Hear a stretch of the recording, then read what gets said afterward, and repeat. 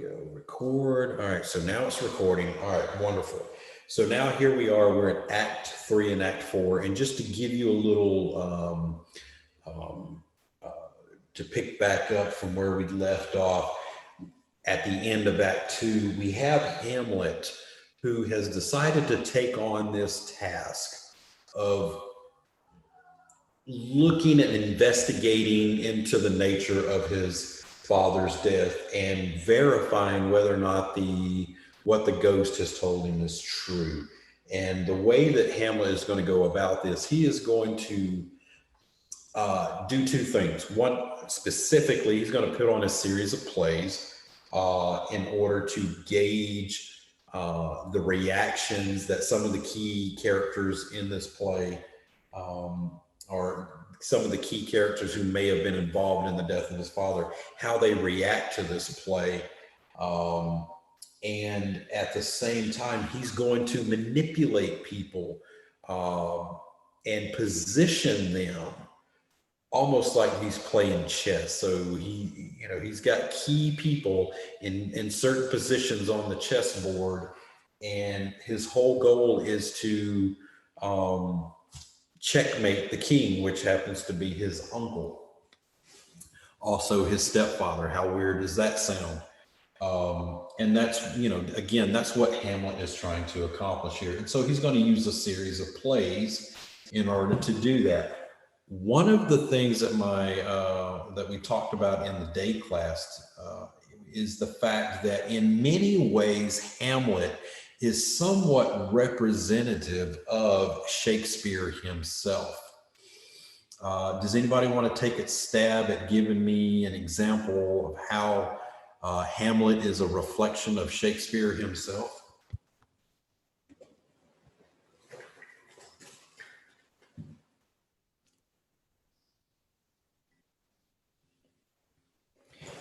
He's like Go ahead.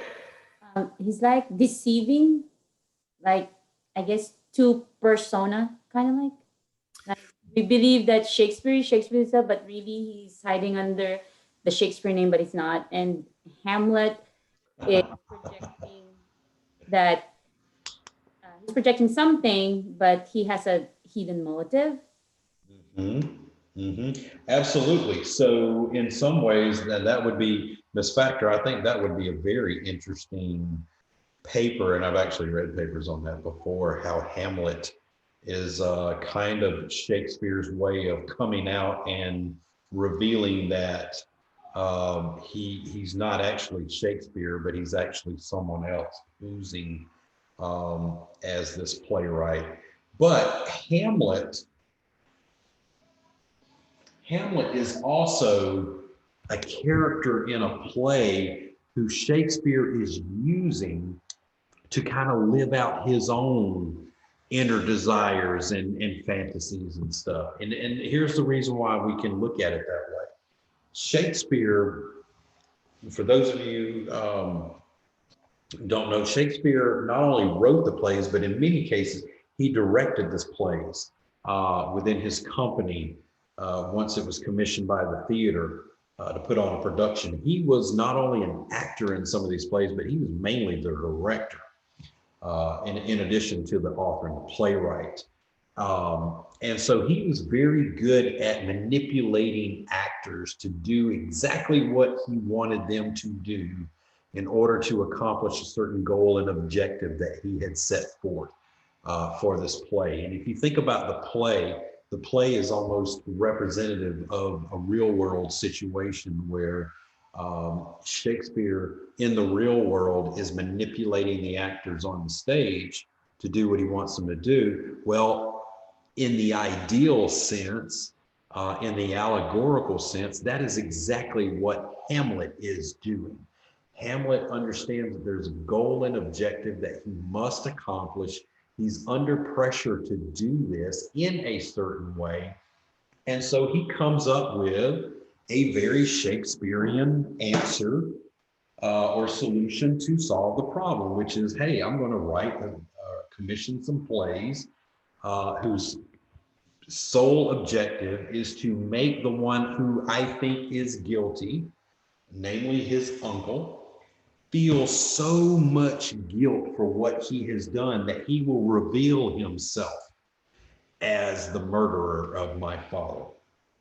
Okay, so you remember the perception is throughout the court that the old king died naturally, okay, in his sleep. But the ghost in the story reveals something to Hamlet that is not that way. Yes, it was died in my sleep, but it was because someone poured poison into my ear. And you remember he identified who that person was, which turned out to be Claudius, his brother. Okay, so Hamlet is motivated in a certain in this intense way to tap into his power of manipulation and persuasion and almost narcissism to position the pawns on the chessboard in order to set up Claudius. Okay, and if you think about that in the figurative sense, that is exactly what a playwright does. He creates these characters and he positions them in a certain portion of the stage and each position has an intent. It's just not random, right? Every character that's on that stage at that specific time of the scene is there for a reason. It is not a random act, but it is predestined. It's predestined by the playwright. Okay.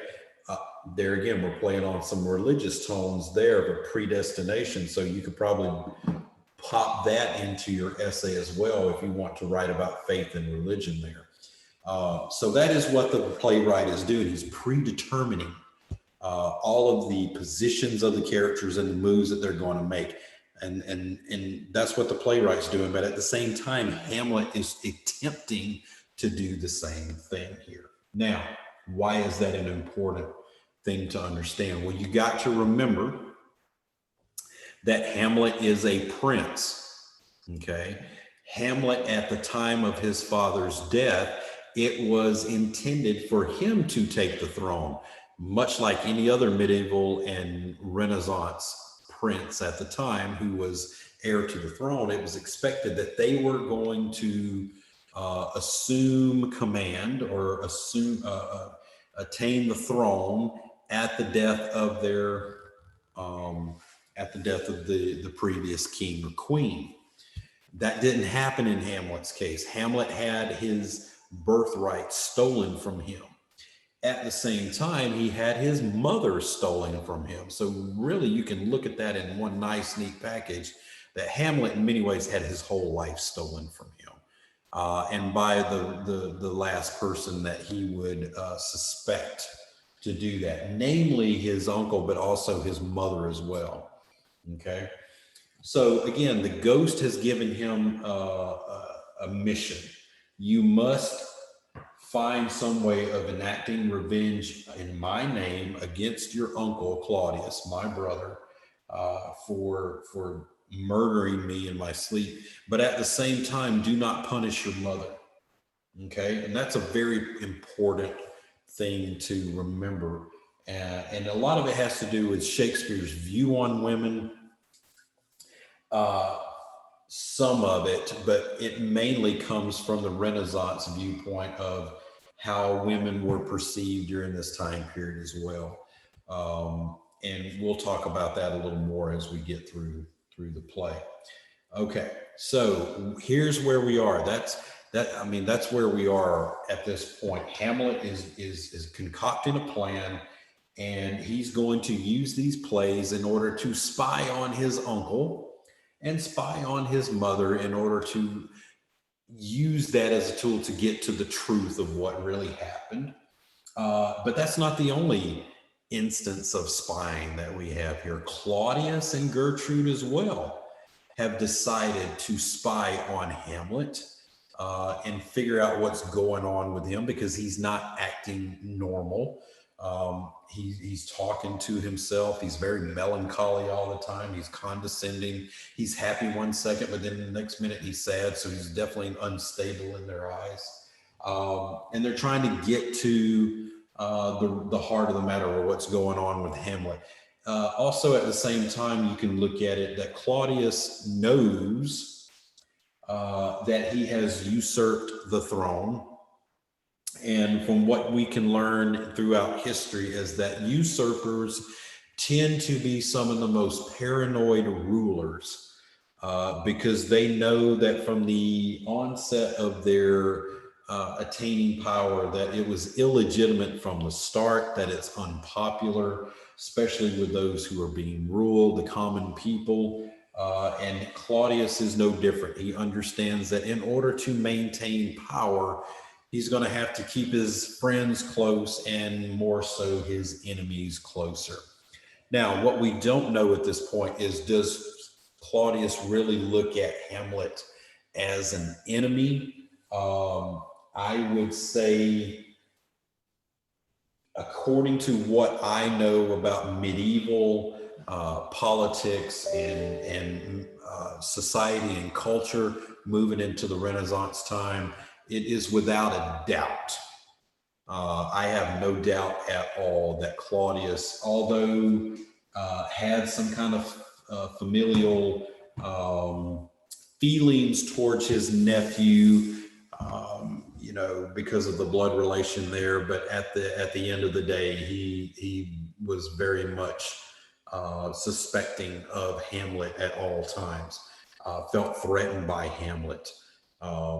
And because Hamlet posed a risk, because Hamlet is really the legitimate rightful heir to the throne and not Claudius. Okay. So, and then at the same time, we have this instance of Polonius as well. Polonius is playing the game as well. And I don't know if you've picked up on it yet, but you will moving along here in Act 3, and especially into Act 4. We have an instance here of Polonius and his two children, Ophelia and Laertes. They are the typical family, Renaissance family, who comes from somewhat of a merchant class. They don't have an aristocratic or royal background to themselves, but they're the up-and-comers of the day. Now, you have to remember about this time period, specifically Renaissance time period. This is the age when middle-class people, specifically those who were in charge of the merchants, the merchant class of the commons, were amassing great amounts of wealth, and but unfortunately still did not attain that brass ring that they were shooting for, which was nobility and title. They did not have that ancestral claim to being royal or noble, because they were considered to be new money and new people and new men. And so a lot of these families throughout England and France and Spain and even some of the Scandinavian countries, the way that these merchant class common families broke into the aristocratic side was basically buying their way into having a certain type of influence over the crown during this time. You see this specifically with Henry VIII, and in fact, one of the old nobles during Henry VIII's time, which was Henry Howard, the Earl of, I can't remember now. I think it was the Earl of Suffolk or one of those duchies up there. But anyway, he made the comment that the Renaissance kingdoms were never in such a good state because they allowed too many common people to sit around the throne of the king and fight over the table scraps, so to speak. In other words, we've allowed the common masses to come too close to us. And Polonius and Ophelia and Laertes are kind of representative of this class of people during this time. So again, they are also plotting and spying as well, because what Polonius is trying to do is two things. Really, one thing, he's trying to secure his house. Okay, he's trying to improve the social, political, and cultural standing of his house. And like all of these people during this time period, they're going to use their children to do this, specifically the daughters. Okay. And so what we have here is Polonius using, no problem, Miss Sites, no worries about the tardiness. You can go back and watch this video from its entirety at the beginning once I upload it to YouTube. So what we have here is Polonius using Laertes, his son, to learn the diplomatic skills necessary. And that's one of the reasons why Laertes was so eager to go to France, because not only is he representing the King of Denmark officially as his legate, but also he is extending the reach of his own family's house, reach and influence into foreign powers and potential allies out there, which strengthens the position that the House of Polonius will have once these strategic alliances come in place. Again, you have to think about this like a chessboard and moving the pieces around the chessboard in order to accomplish the goal that you're wanting for yourself, specifically in this case, for you to be the king. Okay, it's a Game of Thrones, and that's what it's all about. Everybody wants to be the king, but not everybody can position themselves equally unless you have the power and the money and the influence to do so. So, and fortunately for Polonius, he has all three here. Okay, now also we have Ophelia.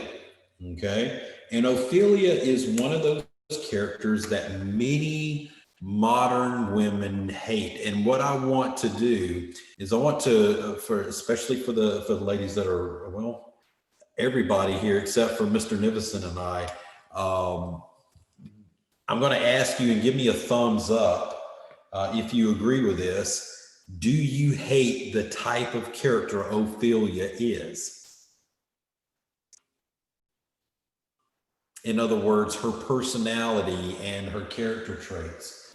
Is that the kind of person that you can relate to?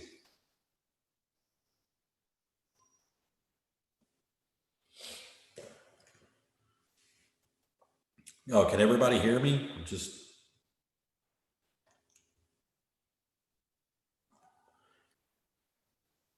Uh-oh. Not fun. Okay, can you hear me okay? I thought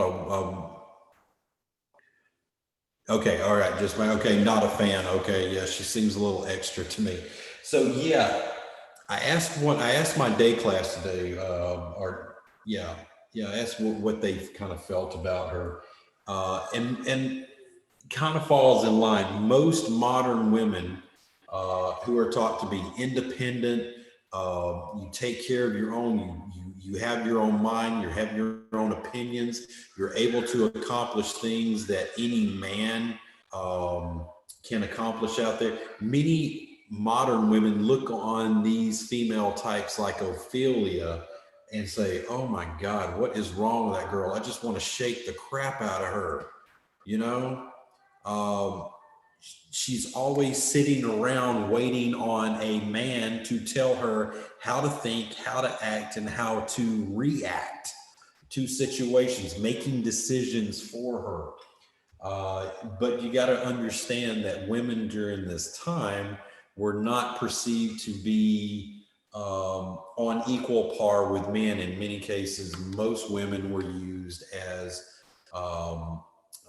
sexual pawns in order to improve the political standing or social standing of one family's house by marrying that daughter off and joining it with a more prestigious house, therefore improving their prestige. And, you know, also during this time period, women were expected to give their husbands children, specifically sons, in order to carry on the name. Women who were able to do that had good standing, and women who were not able to do that tend to fall by the wayside. And again, you know, we're talking about a different time and age, a time period that most women today would absolutely would not tolerate, would not put up with, because of those old-fashioned beliefs like that. But unfortunately, Ophelia is a victim of this. Okay, and it's so frustrating to sit here because you know you're looking at this somewhat sweet young girl and you just want to wake her up to the reality of the situation, but you can just kind of see where this is going. Um, that she is not going to think for herself. In fact, she's going to um, fall into a pit of despair when things don't tend to work out. But anyway, we'll get to that point once we get there. So, okay, now we've got we kind of went through a brief, or not really a brief, but somewhat of a brief synopsis of where we currently are with all of these characters. And again, you know, Hamlet is a very narcissistic um, manipulator. Okay. And you can see the character change specifically in Hamlet from Act One to Act Three. In Act One, he's that happy-go-lucky kind of boy who never grew up, kind of prince, and he's enjoying all the fine things in the world. He's enjoying, you know, going off to college, so to speak, to that school and hanging out with his buddies, his drinking buddies, Rosencrantz and Guildenstern. And everything tends to change when he meets the ghost of his father. And that slow progression of a man struggling or a boy struggling to adult at this point, having this burden of the world thrown on his shoulders. And you just feel that tension within him by the time he gets to Act Three.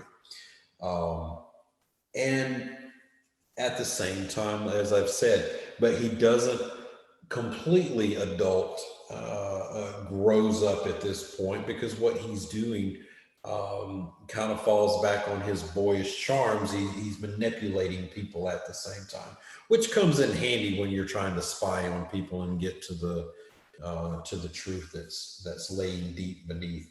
All right, so here in Act Three, again, Hamlet has commissioned this play.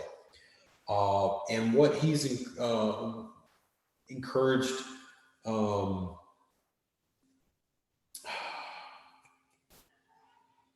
yeah, what he has done, he's commissioned this play in order to set a trap for Claudius, in order to figure out, you know, and depending on the events of the play, how he reacts to it and whether his conscience bothers him enough where he can almost reveal this horrible thing that he's done.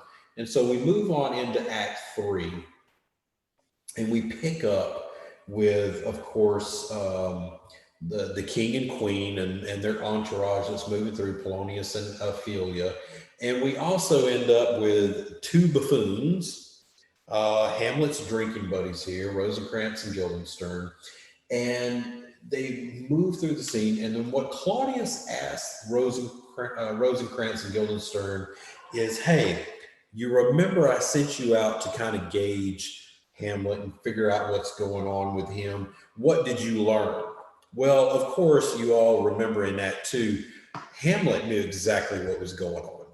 Okay. In fact, that's probably one of the reasons why he invited Rosencrantz and Guildenstern back, because he knew that they were not smart enough to mask, if they were being asked by the king to spy on Hamlet. They were not smart enough to mask that and to hide it away from him. Again, Hamlet's a very smart guy. He knows what he's doing. He's planning this out perfectly, or so he thinks, in a masterful way.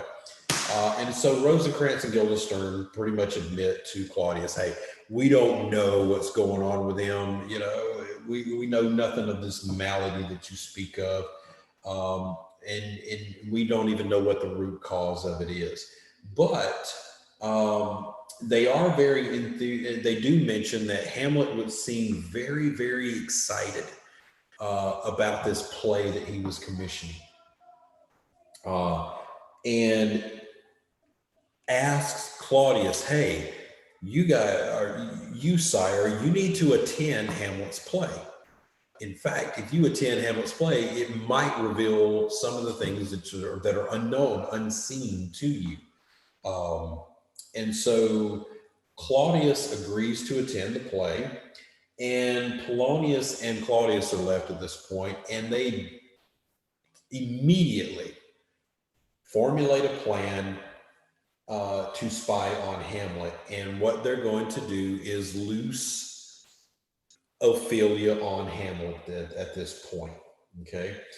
Hoping to find the root cause of his madness. So at this point, of course, Rosencrantz and Guildenstern fell through. The king's going to come back, and he's got a plan B. And his plan B happens to be the pretty young love interest that Hamlet had at one point in the form of Ophelia.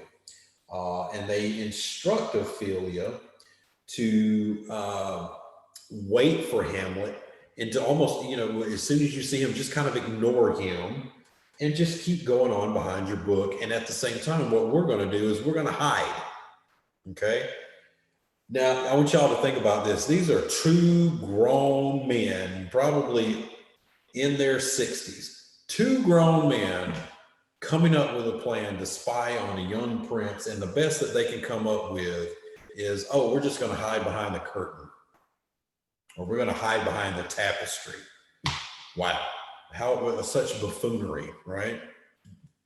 No wonder it's easy for Hamlet to manipulate all these people. Most of them seem to be lacking in common sense at this point.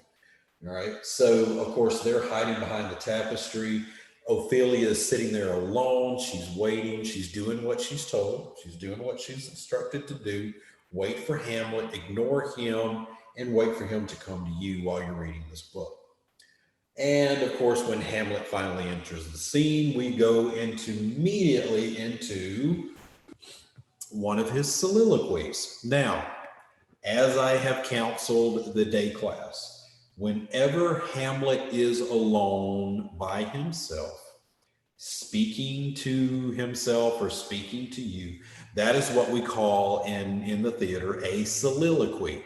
A soliloquy is a speech, a long drawn out monologue that allows you, the reader, or you, the audience, to get into the character's mind, okay, to understand the motivations and the inner workings and this, the overall psychosis of the character who is speaking at the time of the soliloquy.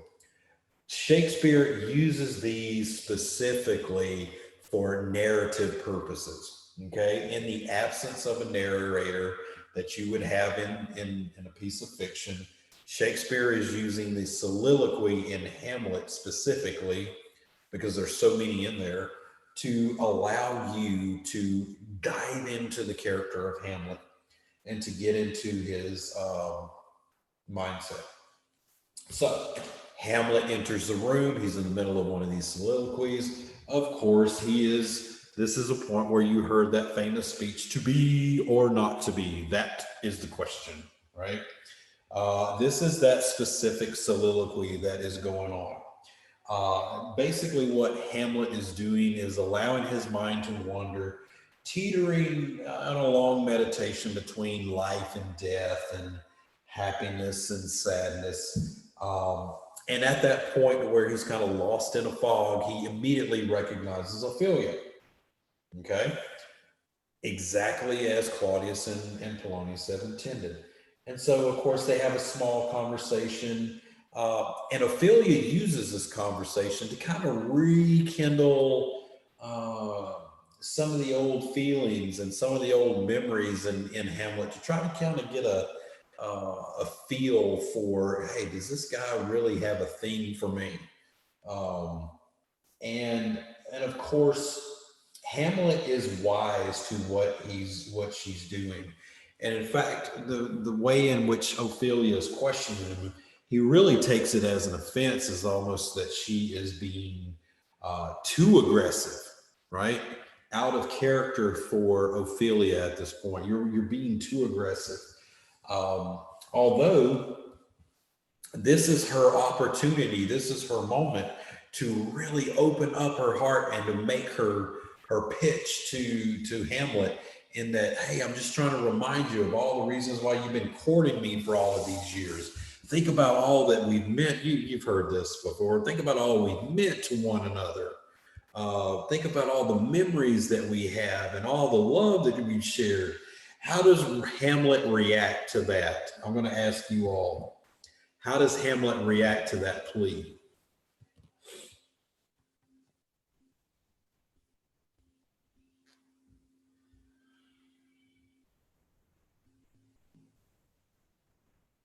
Okay. So yes, he is very blunt. So you think about how these stories kind of play out in the American version today. Whenever one love interest makes an open plea to another, the other one tends to try to let them down easy. Well, I just want to let you know it's not you, it's me, right? Or, hey, you deserve all the happiness in the world, and I'm just not in a position to give that to you. My greatest hope is that you go out there and you find the right man for you. You find the right person for you, right? And I know I'm going to regret this one day, and that's going to be my loss because you're the greatest thing ever. But I'm just not at that point yet. That's not what Hamlet does. And Miss CJ just zeroed in on it. Hamlet did had the most cruel response that I think that you could have given a woman during this time period.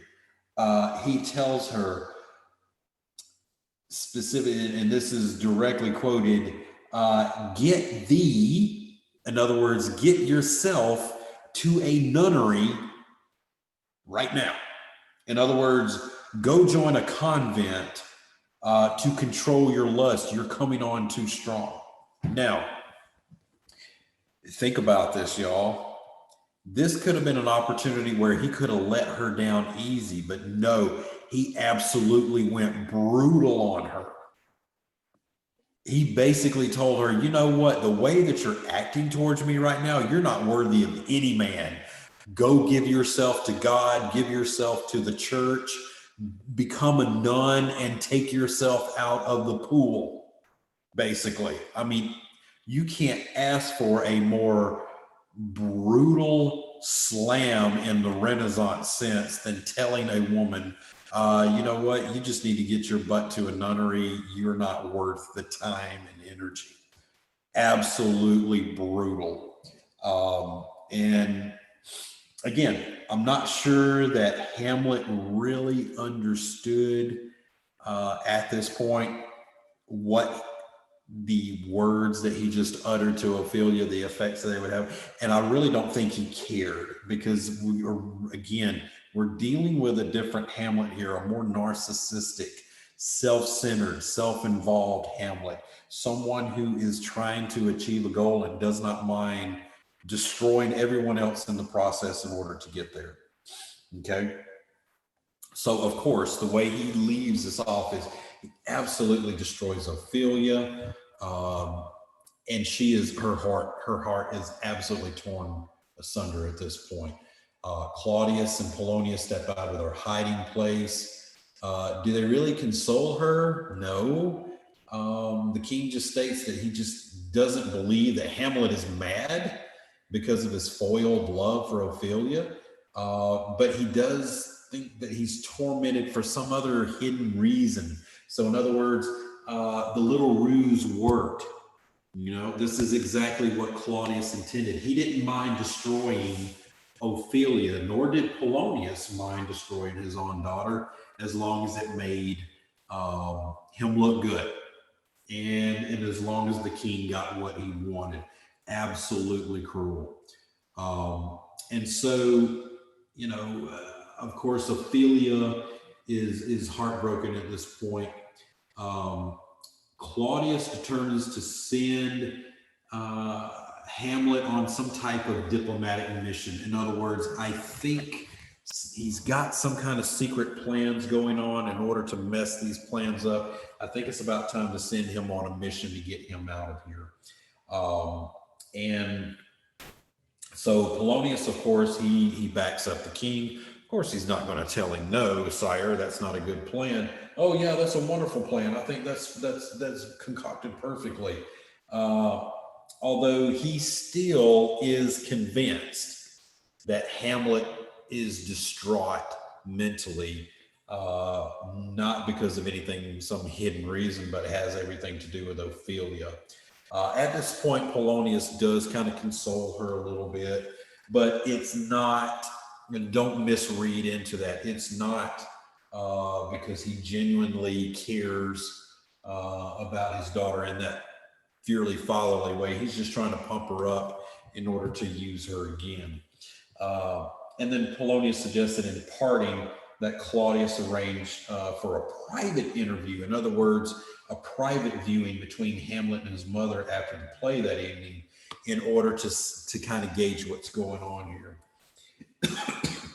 Okay, so then we move into, excuse me. We move into the play itself, and I'm not going to sit down and analyze this whole play. There's some humorous parts to it, and of course, there's a lot of commentary that's going on here, especially from Horatio and Hamlet at the time. But what Hamlet wants him to do is to analyze every little, the king's reaction to every little scene. And it's going to come down to a specific scene in the pantomime where there's a character on stage who represents the king and another one who represents the queen. And they're shown as being very happily married. And the king leaves, he takes a nap. Of course, this murderer walks in there, poisons him by pouring poison into the ear. And then the murderer takes possession of the queen at that point. Ophelia at this is also present here. She is totally just confused by what am I watching? What the hell? But of course, Hamlet convinces her, hey, just kind of just wait for what's going on here. Now, here's an interesting thing that you might want to take note of as well. Not only is Hamlet interested in engaging what the reaction of his uncle is, but he's also using it as an opportunity to get at his mom as well, because he's not fully convinced that she wasn't involved. Even though the ghost tells him, please do not, you're not permitted to hurt your mother, leave her alone, leave her out of this. Of course, Hamlet can't help it. That's in his inner nature. And so he's going to use this as an opportunity to analyze his mother as well. There's one point in the play where the king, the king and the queen, the characters are married for 30 years. The queen expresses a hope that their love never dies. Of course, the king encourages the queen character to remarry. And of course, the queen at this point, is protesting, that I'm against that notion. I'm in love with you forever. I'll always be in love with you. Even if you should die, I should love you as a widow and whatnot. Hamlet seizes upon that scene and is sitting near his mother and asks her, hey, what do you think of that?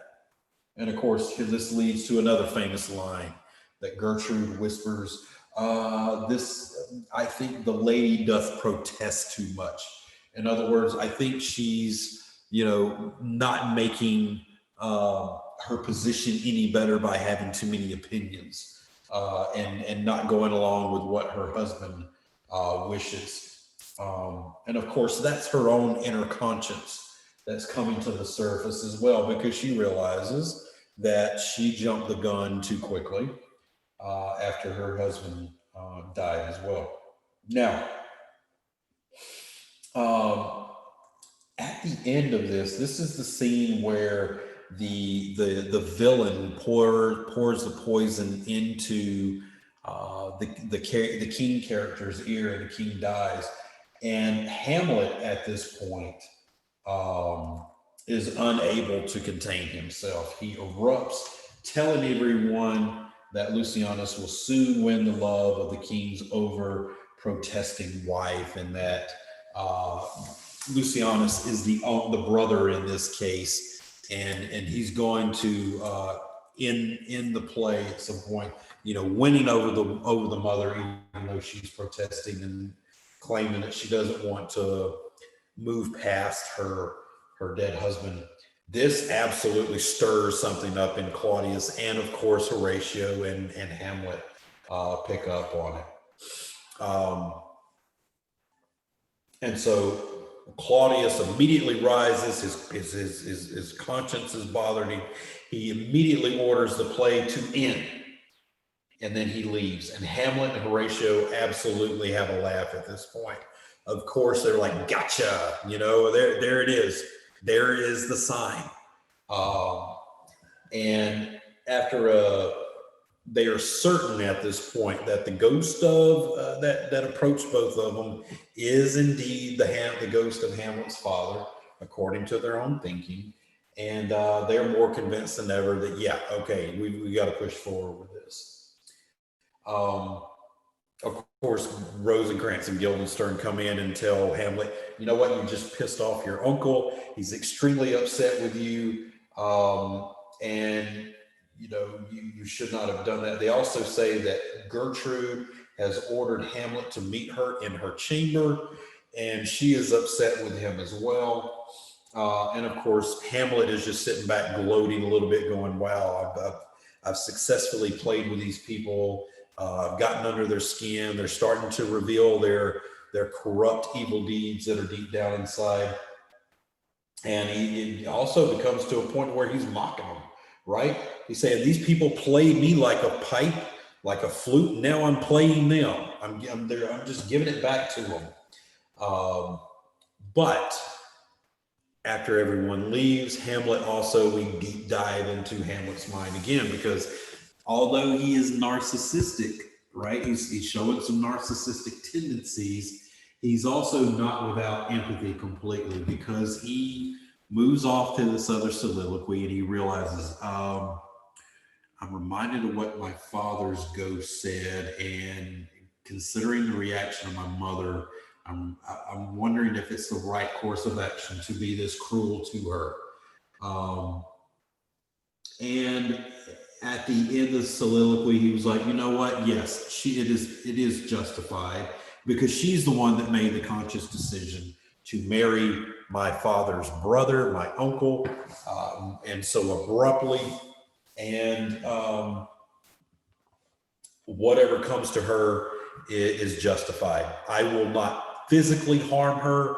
Therefore, I'm not going against what my ghost's father, the ghost of my father, instructed me to do, but he didn't say anything about mentally torturing her as well.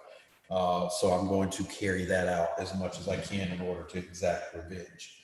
So we're going to fast forward a little bit up in here to scene 3. Of course, Gertrude is waiting for Hamlet, and someone else enters. Okay, the servant, the closest person to the king, of course, during this story. Polonius enters, and he's going to concoct a similar plan to spy on Hamlet and Gertrude in the same fashion that he spied on Ophelia and Hamlet. Okay, but this time things go awry, because by the time that Hamlet enters the room, he and his mother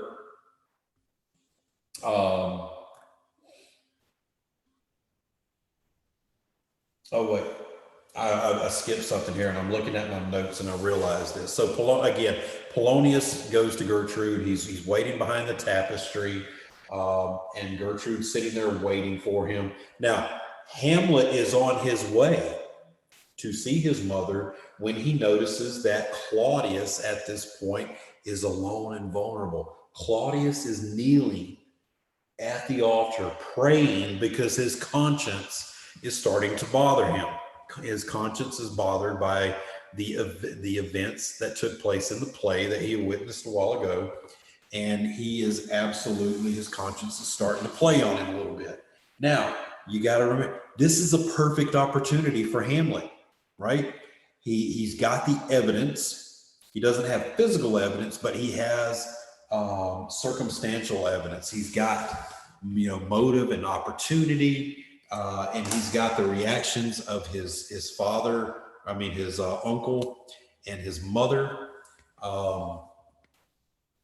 And he's got the perfect opportunity now to take out Claudius and bring about this vengeance that the ghost of his father wants. But he also reflects and realizes that because Claudius is kneeling in prayer, not only could he be damning his own soul for killing a man while he's praying at the altar, but if Claudius is praying at the altar and he has been forgiven by God the Father at this point, while he's deep in prayer, there is a chance that Claudius could still go to heaven, even though he committed this murder. Okay, so there is faith and religion playing a part into this little scene here. So Hamlet again hesitates. And you've seen this before. Hamlet he knows what he has to do, but he's just unwilling to do it. And he even questions himself and beats himself up. It's like, what is wrong with you? Why are you scared to do this? But of course, in this case, he's got a point. Okay. Killing his uncle while in the middle of prayer does kind of bring about some religious problems. All right. So later on, Hamlet moves on. He leaves his uncle in prayer, and he finally arrives at the chamber where his mother is waiting on him. So, of course, remember, Polonius is hiding at this time. So Gertrude attempts to be firm and chastising. She basically says, "How dare you treat me in such a manner? How dare you put on this kind of a play and ask these kinds of questions and stuff?" But of course, Hamlet is giving it right back to her, saying, "You know what? You brought this upon yourself." And here we're invoking another faith and religious topic here. You sinned mightily in marrying your husband's brother. Now, I don't know if I touched on this last week,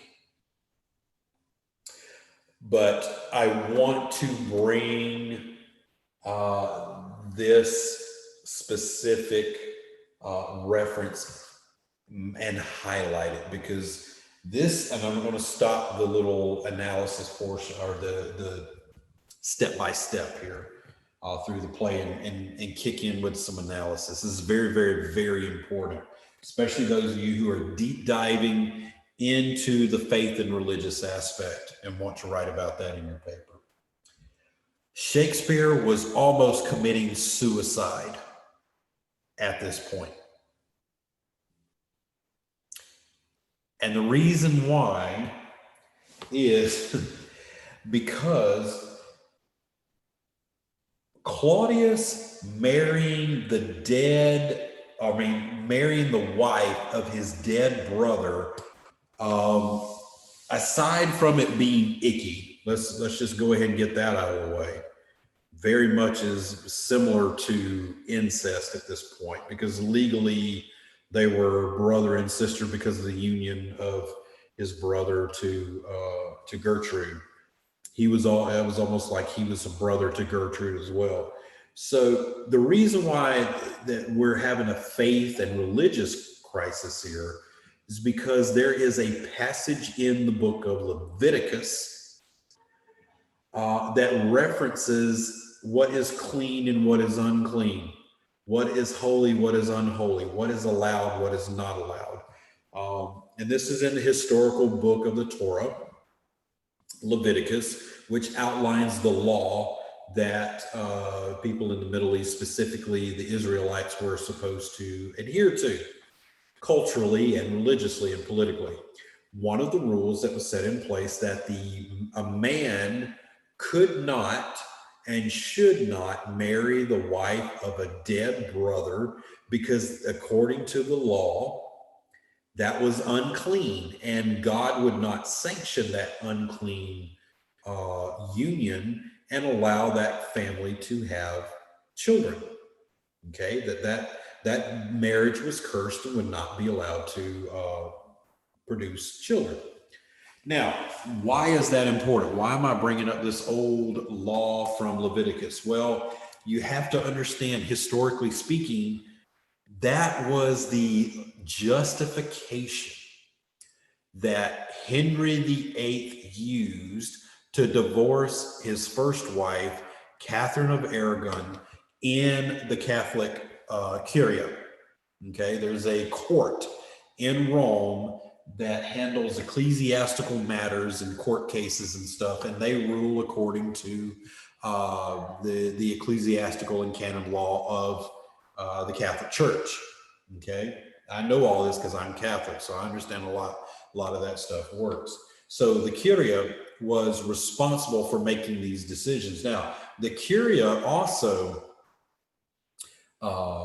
if the only way that they would sanction a marriage that was somewhat, comes from that same background, the only way that they would sanction that marriage, if the Pope in Rome gave a papal dispensation to the couple in question, that allowed them to marry. Specifically, Henry VIII was allowed to marry the wife of his dead brother. Okay, Catherine of Aragon was married to his brother Arthur at a very young age. It was claimed that they never consummated the marriage at the time that Arthur, the older brother, died. Therefore, Catherine of Aragon, as the Catholic Church deemed, was still a virgin even after Arthur died from a sickness. So the papal dispensation allowed Henry VIII to take the wife of his dead brother on as his wife and to further cement England's position in Europe at the time in order to, bring about that union. Okay. Now, Shakespeare is playing a dangerous game because reopening that wound of that old court case that took place with Henry VIII, that court case denied to Henry VIII was one of the reasons why he split the church in England from Rome and made himself the head of the church so he could proclaim his own marriage illegitimate and justify himself to marry Anne Boleyn at the time, who happens to be the mother of Queen Elizabeth. Okay, see, all of this stuff is connected. Shakespeare was making a commentary on that, and it was already rumored that the Earl of Oxford at this time was a sympathizer of the Plantagenet kings, which considered Elizabeth and all of her father and grandfather to be illegitimate. So bringing the question up about the legitimacy of a marriage and the legitimacy of children was a very, very dangerous topic to even hint at during this time period. Tudor monarchs were very quick to remove someone's head for questioning the legitimacy of their dynasty and reign. And Shakespeare was playing a very dangerous game by including a little bit of this rhetoric in Hamlet. Now, although he's using it for a specific reason, again, it was still a fresh wound. And it's one that could have gotten Shakespeare in trouble. But again, and that's why the theory is so fun here, because if Shakespeare had been a real person, he basically would have been signing his own death warrant at this point. If Shakespeare had been a pseudonym during this time, to represent some unknown aristocrat who had the time and education to write a number of these plays at great length, that aristocrat would have a level of anonymity there to make some political commentary without much threat to their own life. So it's a very interesting theory, and one that you can explore on your own and even in your paper. All right, but let's get back to the nature at hand. Hamlet is calling this passage into question to bring about such a rage and guilt in his own mother to torture her, that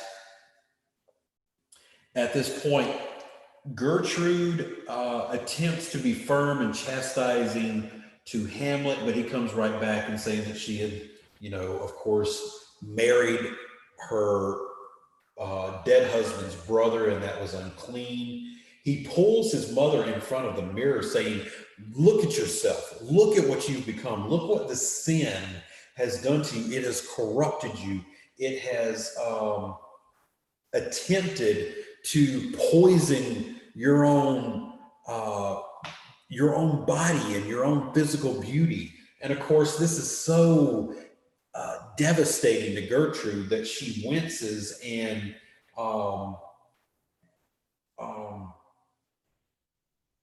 and of course she's becoming out of control herself, to the point where she thinks Hamlet is about to kill her because he's becoming so enraged by viewing the image of his mother in the mirror, and he's just calling into question all of her sin. She cries for help at this point.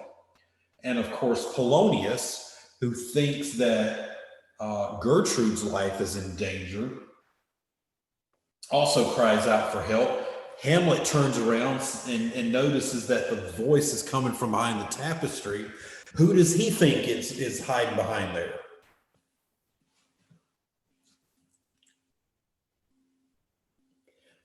Okay, he thinks it's Claudius, his uncle. Little coward, right? You're always hiding. You're always sneaking about. That's how you were able to poison my father. Now you're sneaking up on us here, listening in on our conversation. So Hamlet is so pissed at this point, he decides, now is going to be my time. Now is going to be the point where I end Claudius's life. Okay. Pulls out his weapon at this point, and he stabs Polonius. Although he thinks it's Claudius, he stabs through the tapestry, killing Polonius. And when he sees that he has killed Polonius, how does Hamlet react to it? Does anybody want to take a guess at that? How does Hamlet react when he realizes that it's Polonius and not Claudius?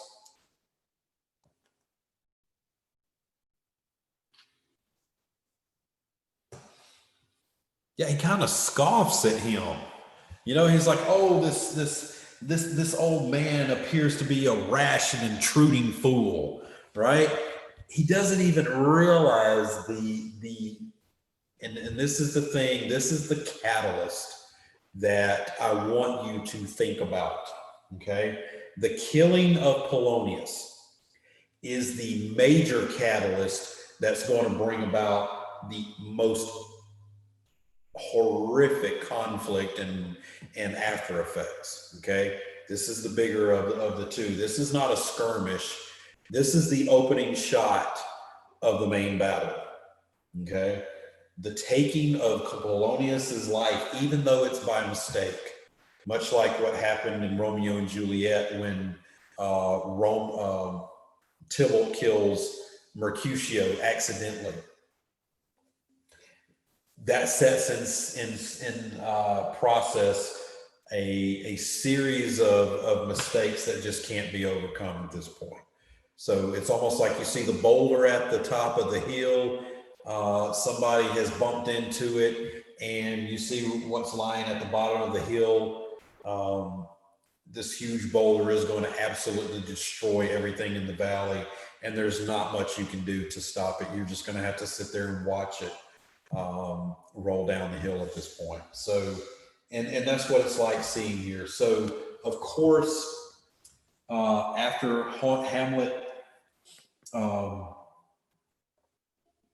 after Hamlet accidentally kills Polonius, he forgets about it real quick, sits down with his mother, and presents to her two portraits. Now think about this. Polonius is dead on the floor, probably bleeding out, and Hamlet just continues on. All right. So the question could be asked, is Hamlet becoming mad somewhat at this point? Okay.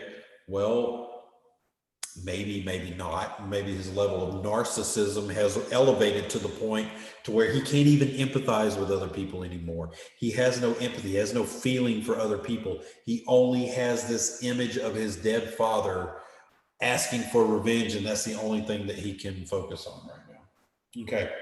So he forgets about the death. He presents two images to his mother and describes them to her. You have two men before you. One is your husband, the other is Claudius. One is noble and virtuous, the other one is deformed and full of vice. Of course, Gertrude is extremely affected by this. And at this point, even after the death of Polonius, I think in combination with the death of Polonius, because she's starting to put two and two together here, she realizes that the enormity of her sin, or her willingness to go along with Claudius, and the after effects of that, has brought about all this death and decay and destruction. And of course, Gertrude, again, is starting to reflect on this. Hamlet continues to assail her at this point. He's toying with her. And in the middle of all this, the ghost of old Hamlet appears once more, telling Hamlet, stop torturing your mother. Stop it. Okay? That's not the mission that I gave you. Leave your mother alone. Go after the true enemy here. Go after the true culprit, which happens to be Claudius. Okay. Of course, Gertrude can't see the ghost of her dead husband at this point, but she does see Hamlet talking to the thin air. And it's at this point that Gertrude is pretty much convinced that all of the events that have taken place up until this point has caused such traumatic stress and torture to her son that now she views him as insane. Now Hamlet refutes this, but at the same time he reminds her, okay, it's not too late for you, Mom. All you need to do is to repent of your marriage to my uncle, and here's what you need to do. Stop sharing his bed. Stop continuing to engage in the sin. Okay? It's time for you to show contrition. This is a very Catholic teaching. Again, we're in the middle of Catholic Renaissance here.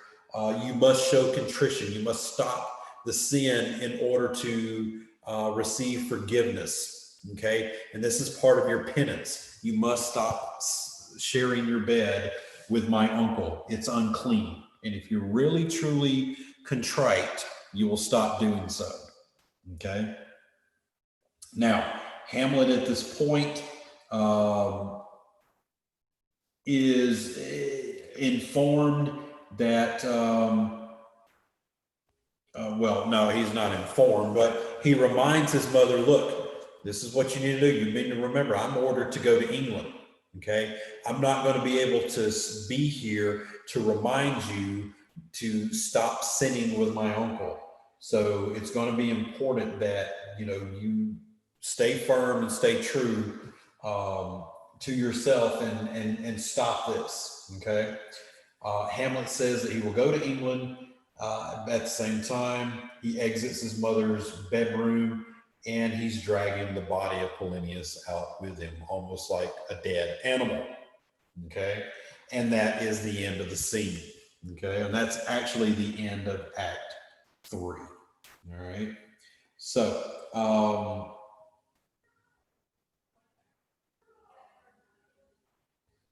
Okay. So quickly, we're going to move through. Well, let me ask you all this.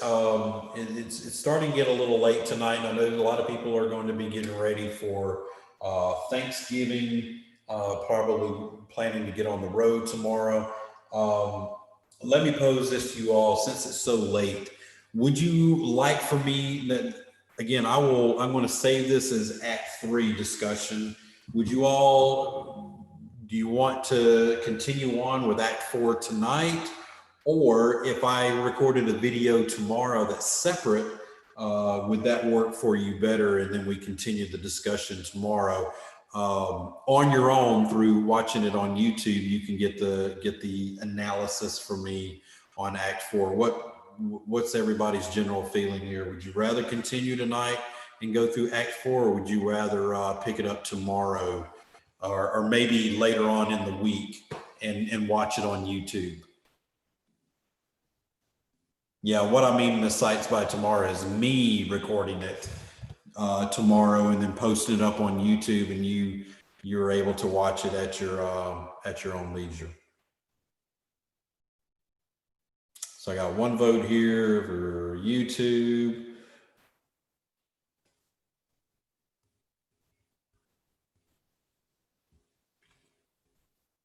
Miss Factor, Miss Darnisha, Miss Mary Jane. Okay, yeah, everybody else is it's pretty much YouTube. Okay, so this is what I'll do. I'll end it for tonight.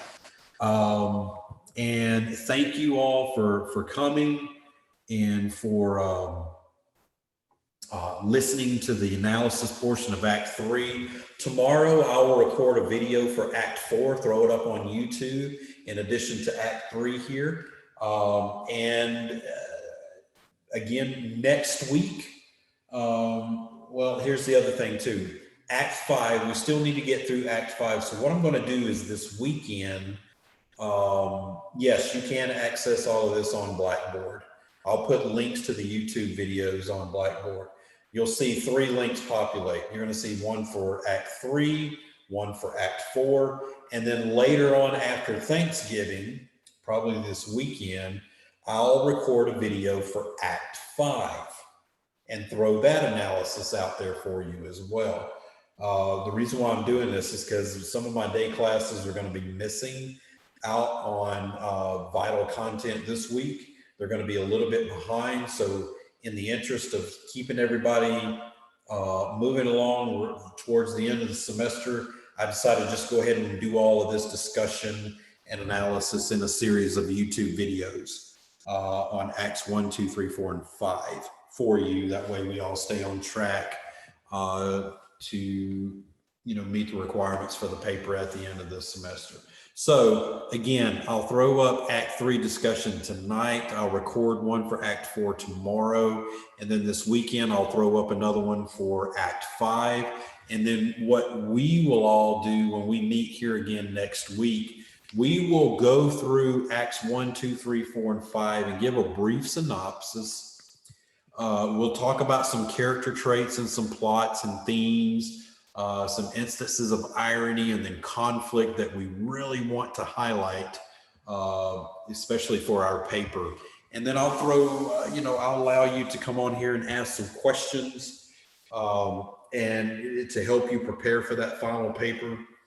And then we'll get into the area where we're starting to wrap up and drama and prepare for that final submission. Okay.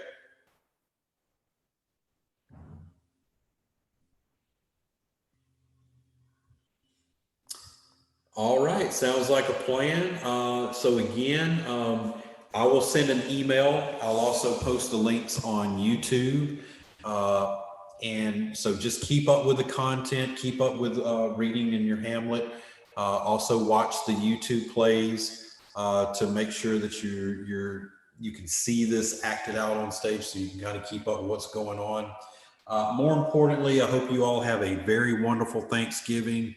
I hope you're able to spend time with your families and your friends and enjoy the company of one another. At the same time, I hope you all stay safe. Do what you can to, prevent the spread of COVID. I mean, this is such a horrible time for a damn virus to, we've been through so much in 2020. I think we've earned the right to sit back and enjoy our families and our friends with a little, with some holiday cheer and whatnot. And damn it, if we can't get rid of this dadgum virus. We've earned this